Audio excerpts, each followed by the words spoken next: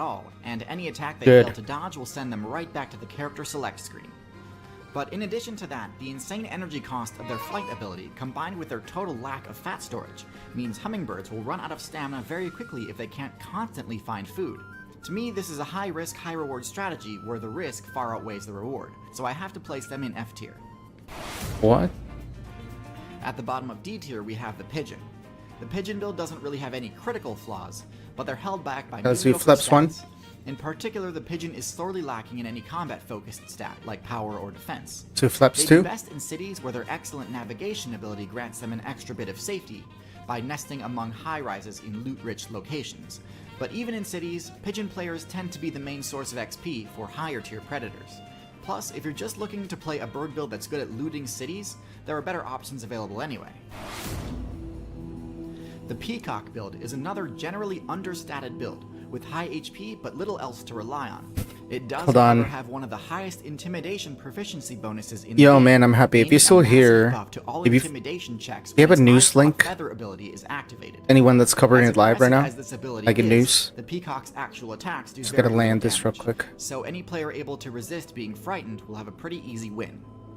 The peacock's diamatic display also blocks vision behind itself, making a stealth approach by a third-party attacker extremely easy.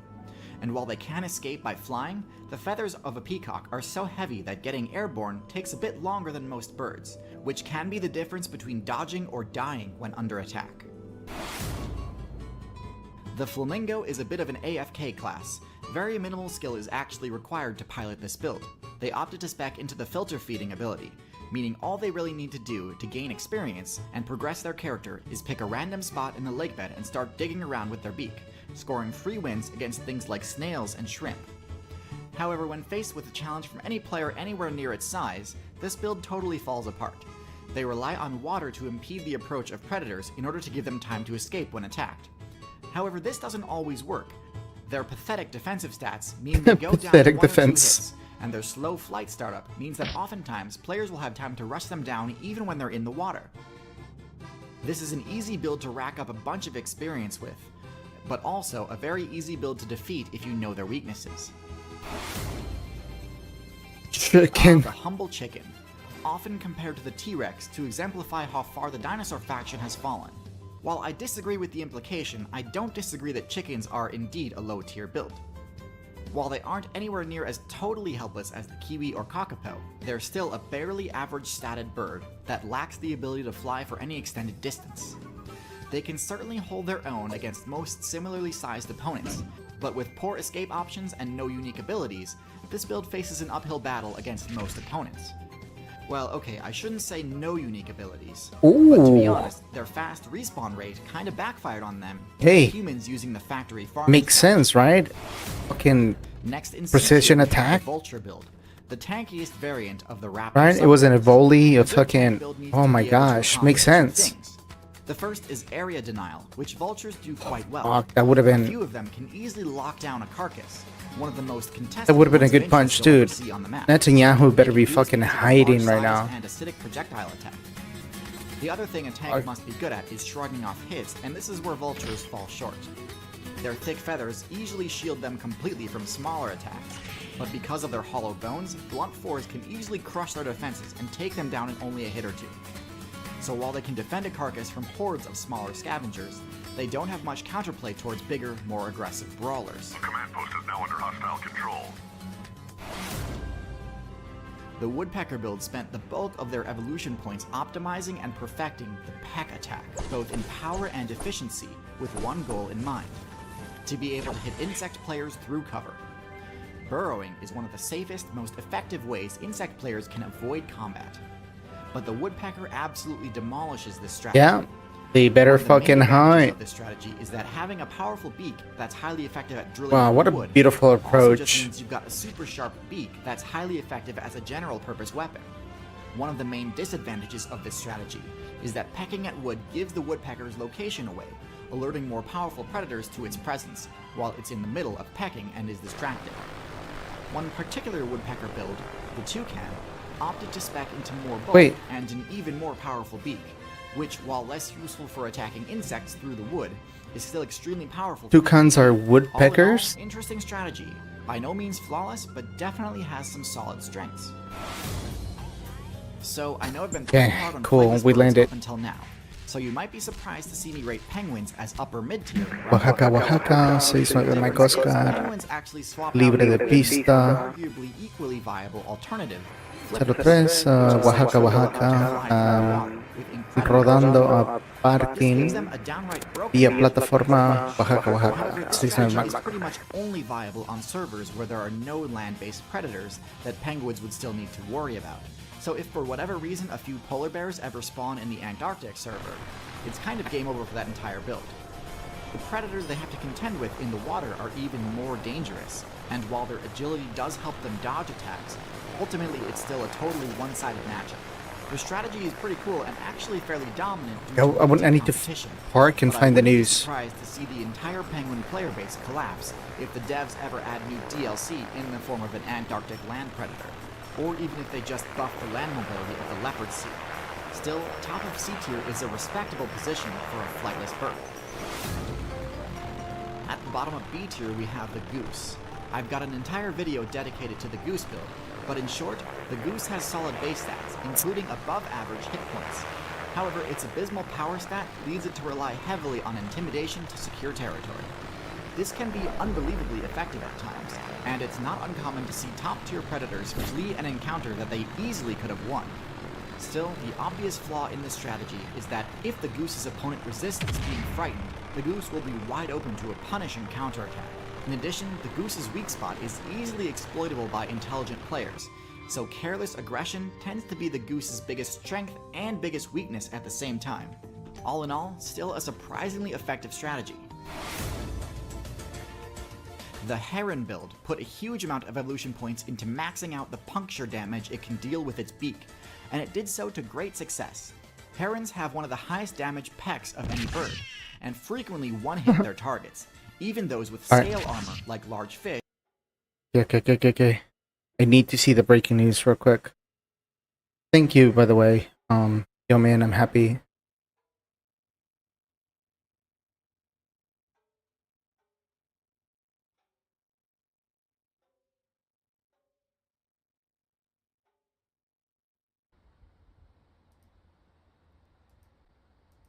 Just happened here? Gosh darn it. Sorry. Everything is so messed up here. Give me a moment. 9 million tabs open.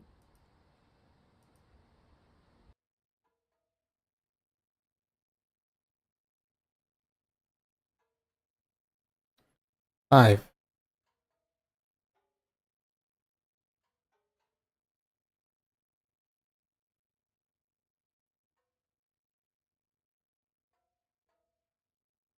Let's see what. Comb. Nothing. Tonight with the new development.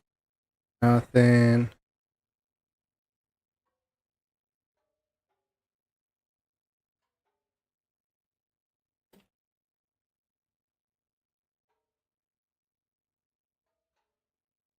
Soon will it be open?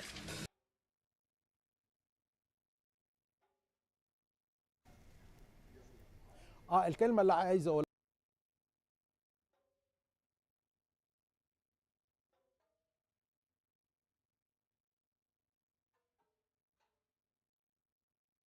Haifa.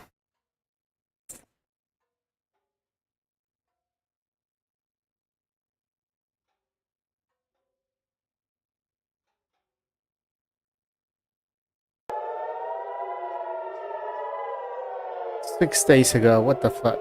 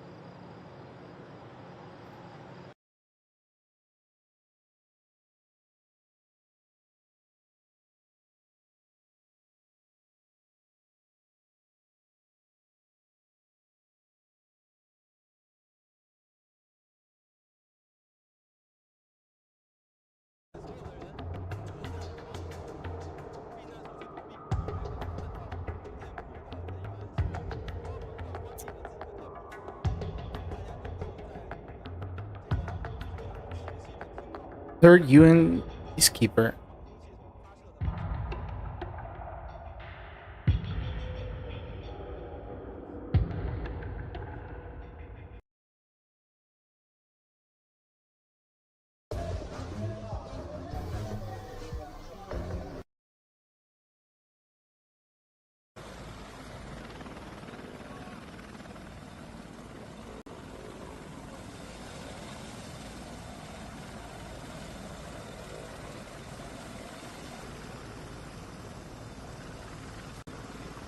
I'll just hear English live. Okay.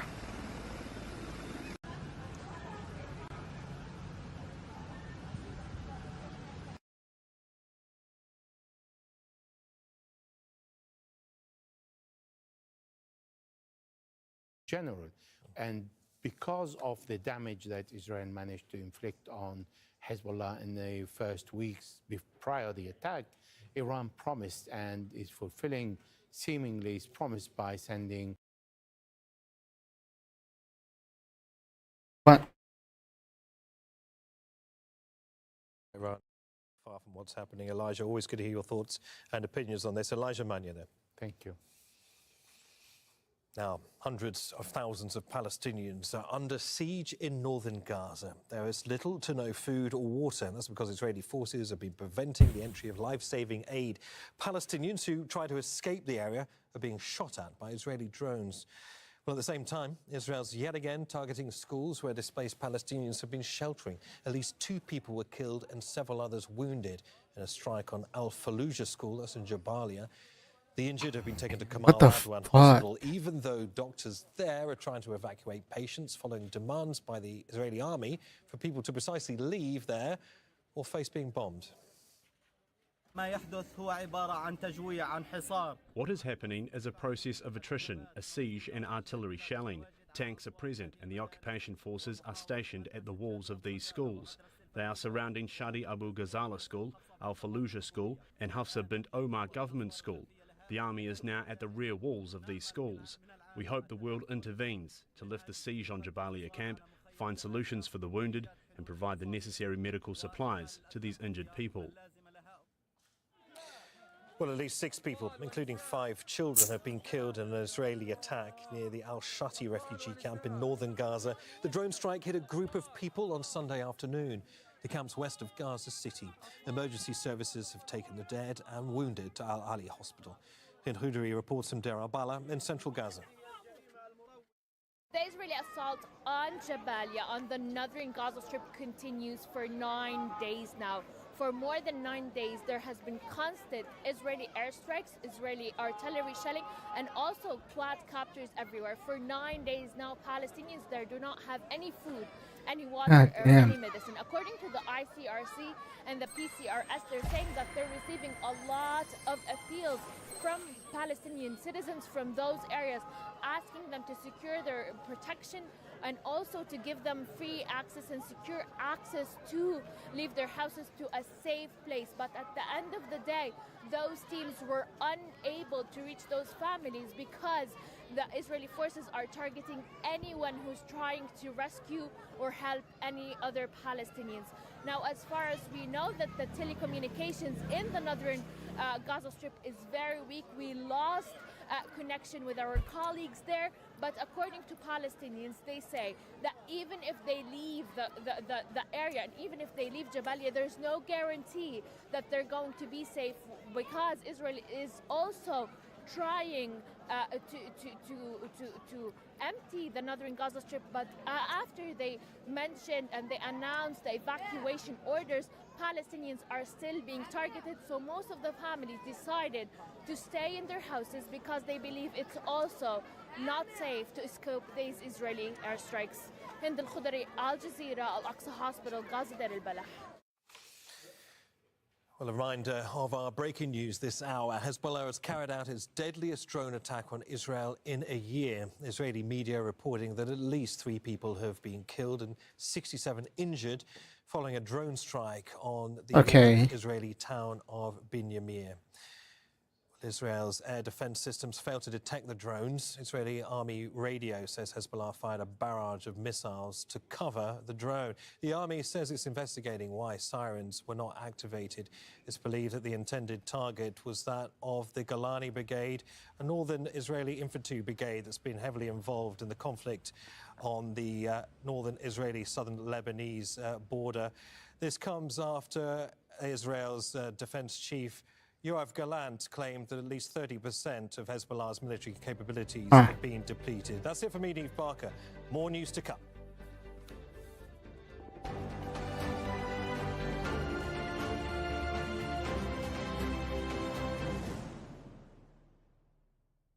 Israeli forces seek to silence the truth in the occupied West Bank, storming and shutting down Al Jazeera's bureau in Ramallah. Israel's targeting of journalists, the eyes and ears of humanity, the killing of journalists, Palestinian journalists, Lebanese journalists, Al Jazeera journalists.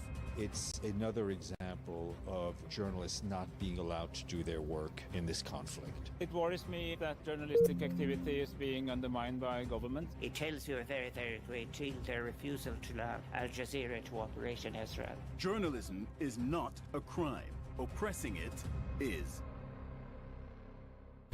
Through centuries of expulsion and persecution, an ideology was formed that would appropriate Jewish identity, facilitate the creation of Israel, and frame it within the Western world order.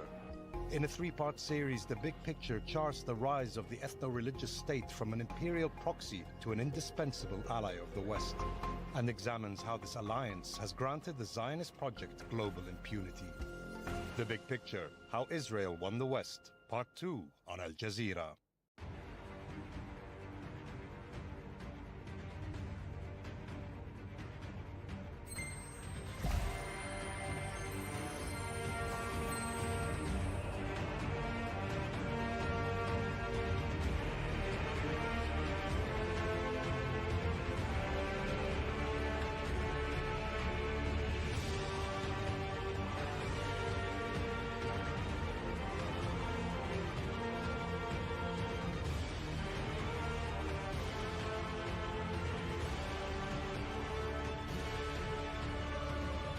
Sheikh Tamim bin Hamad Al Thani International Anti-Corruption Excellence Award. Nominate your hero now. What is this?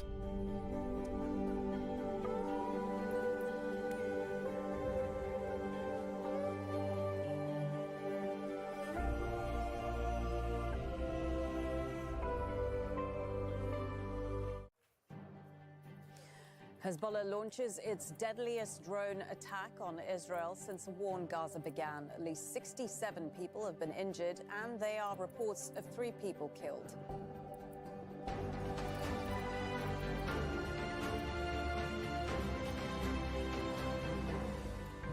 I'm Marlene Saeed. This is Al Jazeera live from Doha. Also coming up, Israeli tanks destroy the gates of the UN mission in southern Lebanon. Oh, shit. Calls it a shocking violation.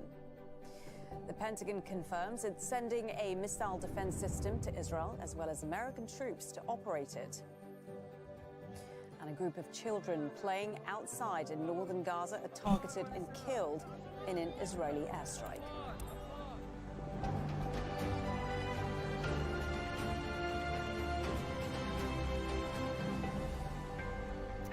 Hello, ground agent. In this program with breaking news, Hezbollah has carried out its deadliest drone attack on Israel this year.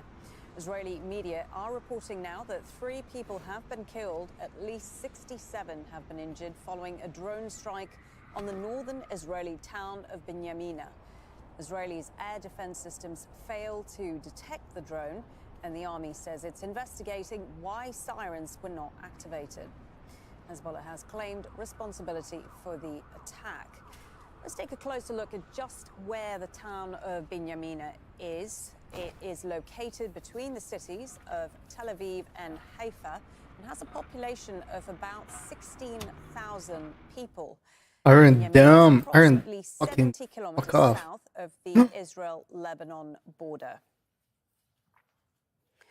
Well, we have two correspondents covering. Okay, hold on. I need to go to the bathroom, but oh my God, we're gonna take off. Amman, Jordan. That's because the Israeli government has banned Al Jazeera from reporting inside Israel and the occupied West Bank. First, let's go to Dorsa Jabari. She is in the Lebanese capital, Beirut, and Hezbollah have now confirmed that they were behind this latest attack on northern Israel.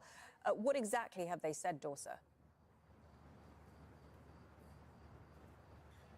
Well, they released a statement claiming responsibility that they launched what they call a squadron of drones towards the Golani Brigade in Benyamina near Haifa. Now, the statement says that this attack was carried out in retaliation for the Israeli airstrikes we saw in the heart of the capital, Beirut, on Thursday night in Nuwairi and Basta neighborhood, which is about 2 kilometers from where I'm standing. Those attacks, one of the deadliest we've seen in the heart of Beirut since this conflict began on October 8th last year. The statement saying that this is also in support of the Palestinian people in Gaza. And it also shows that Hezbollah's capabilities have not been diminished, which is what Israel has been claiming since they launched this intensive air campaign across Lebanon about 3 weeks ago, claiming that they were targeting Hezbollah weapons depots and infrastructures and targeted assassinations of Hezbollah leadership. Despite all that, and Hezbollah has admitted that they've taken some hits, despite all that, they are proving that they are not deterred and their capabilities are very much intact. And tonight's attack, one of the deadliest we've seen being carried out by Hezbollah on northern Israel, is yet another example in this conflict that is continuing to escalate, and that the claims that are being made by Israel that they are weakening Hezbollah are just simply not true. Indeed. Okay, thank you for that. Dorsa Jabari there for us with the latest from Beirut. Let's find out the latest lines from Israel. We can go to Noor Odeh for that. She is in Jordan's capital, Amman, because the Israeli government has banned Al Jazeera from reporting from the occupied West Bank and from inside Israel. So what is the latest you're hearing in the Israeli media and your other sources about this drone strike in Benyamina? Well, Aline, this is what we know. We know that in the evening there were sightings by Israelis on social media, videos emerging of a big explosion happening in Benyamina. And then we saw those videos of paramedics scrambling, trying to get to the many injured wearing military uniform. And it became very clear that the target of that drone attack was a military base. Recent reports are indicating that most likely it was a mess hall, that this is where the soldiers or the cadets were gathering. The target, as we heard from Dorsa there, was the Golani Brigade. This is an elite Israeli military unit that has fought in all of Israel's wars. Golani Brigade. Escalations, and they were moved further up north in Israel to participate in the Israeli military push to try and basically go into southern Lebanon. For now, 67 are confirmed injured, some very critically. We are still relying on Israeli media reports to talk about the 3 fatalities, but because the Israeli military censor is now in control, we have to wait for that official confirmation from the military. By law, that is the only way in which those deaths can be confirmed. And just to pick you up on what you said, Noor, that this was the Golani Brigade camp that was targeted. Tell us a little more in detail. Who exactly are they, and why the fact that they were targeted in this attack is so significant?